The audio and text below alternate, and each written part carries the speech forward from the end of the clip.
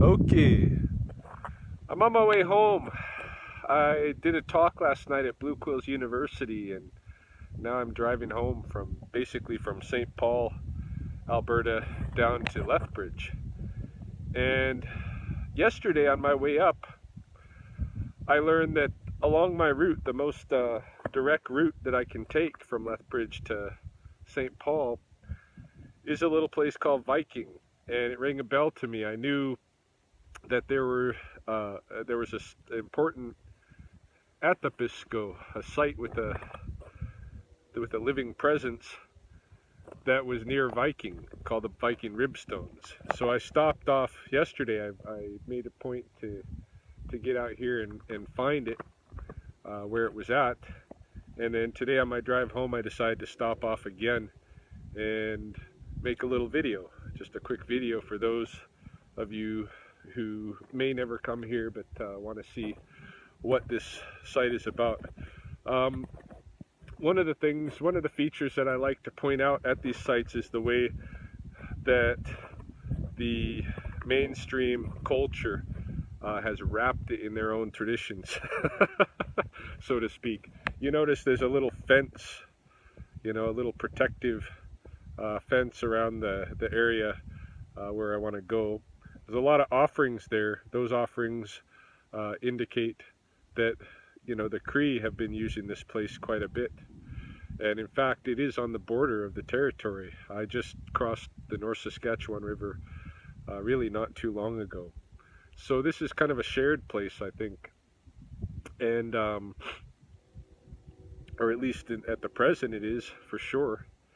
But that little fence I find interesting. I also find interesting there's down below me by the parking lot down here, there's a little like interpretive sign, and whenever I see those interpretive signs, what I think of is like a grave marker.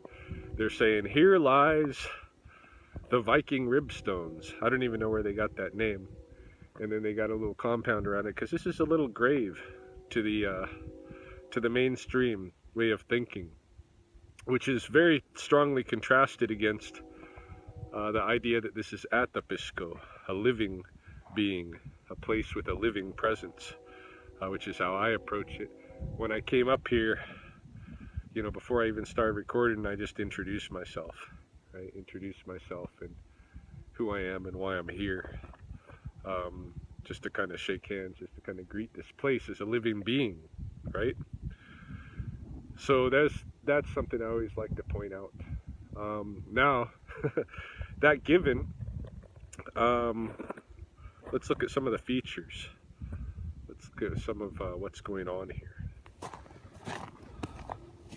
So walking into the compound, and I've taken the liberty to use my snow brush for my vehicle to kind of get some of the snow out of the way, making sure, of course, not to bother anybody's offerings, as tobacco offerings. So there's a lot going on here.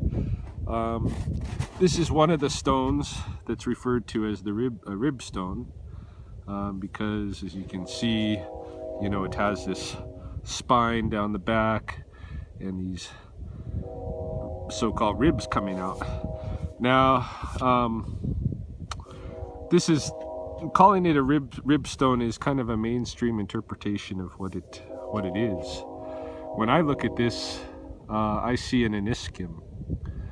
I see a boulder that has been in fact carved specifically to look like an ammonite fossil, because the ammonite fossil has these features. No, there's no buffalo with this, many ribs,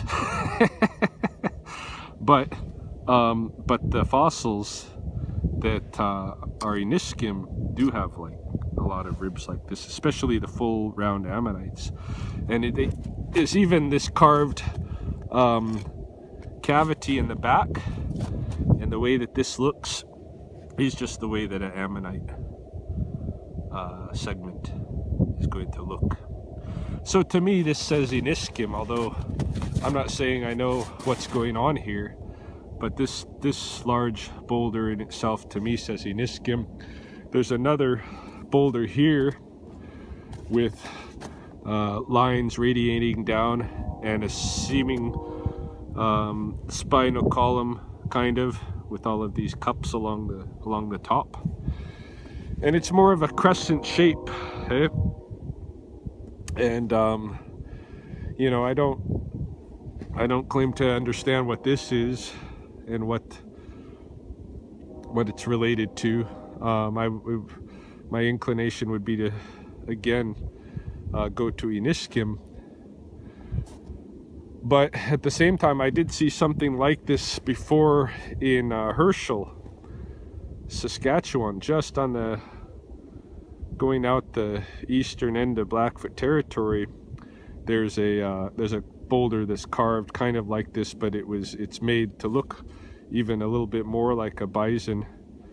And that cairn had or that stone had 5 cairns surrounding it on a hill. And to me, the way that they were all surrounding and bunched up like that reminded me of Mi'ochbokoiks. And I thought that rock in the middle coming out, the way it was very decorated with a lot of pits that were like stars on the sides of it. And I thought that's got to be that fancy, you know, calf robe. And that has to do with Mi'ochbokoiks. That's what this reminds me of, but this is not the same situation. This is a cairn, okay? So this is part of a cairn. It's not just these ribstones, but you actually have a cairn here, which means that this is a site where offerings have been made. Lots of offerings have been made all through the past, and obviously very recently. So a patch of trees out here is full of offerings. And you'll notice, you know, there's a cell phone tower here, because we are up here, we are on top of a very high overlook,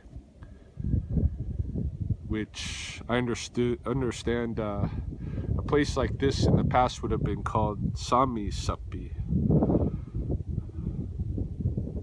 And I know people translate Saam as medicine, but I think that might be a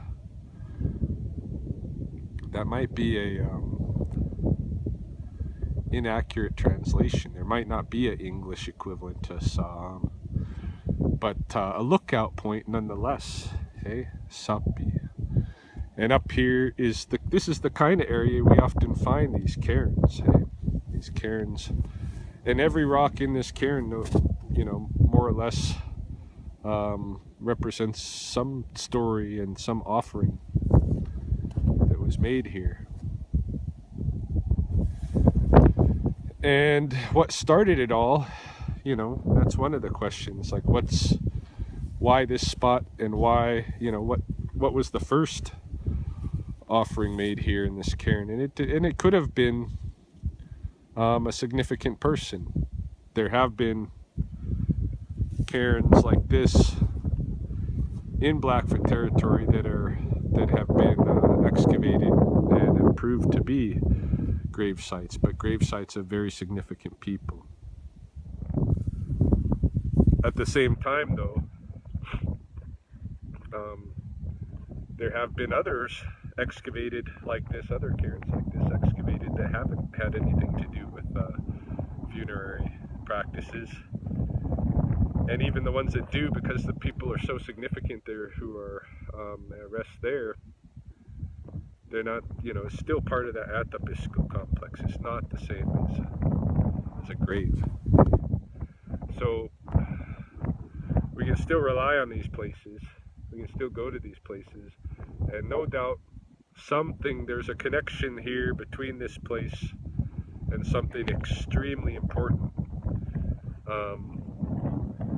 in Blackfoot ways. Maybe the origin of some kind of a bundle, or the origin of one of the ceremonies is connected to this place. That's my thinking. But again, I'm just sharing. Yeah, so that's it. Wanted to let people have a look at what I got the privilege to see this weekend. Just a bit of an afterthought as I drive down the road.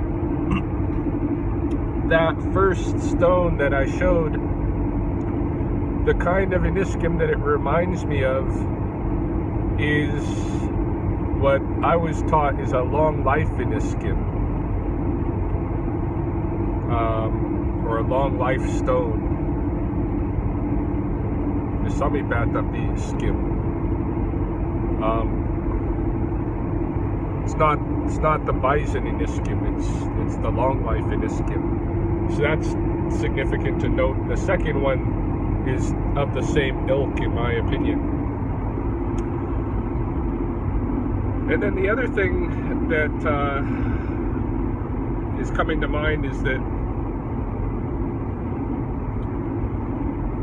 those places that are called Sami-Sapi, we're not just talking about hilltops. It's not really a hilltop.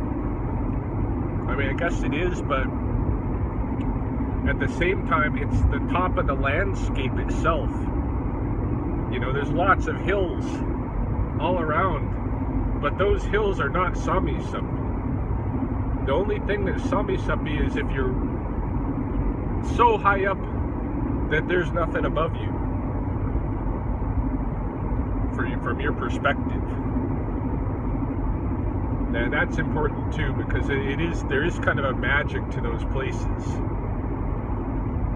in that you're obviously so high up above the landscape of everything else. So just a couple of side notes, a couple of end notes. Again,